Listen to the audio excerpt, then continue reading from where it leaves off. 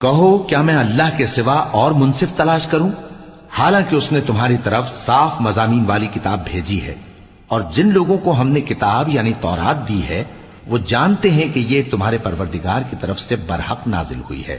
سو تم ہرگز شک کرنے والوں میں نہ ہونا، اور تمہارے پروردگار کی باتیں سچائی اور انصاف میں پوری ہیں، اس کی باتوں کو کوئی بدلنے والا نہیں، اور وہ سنتا ہے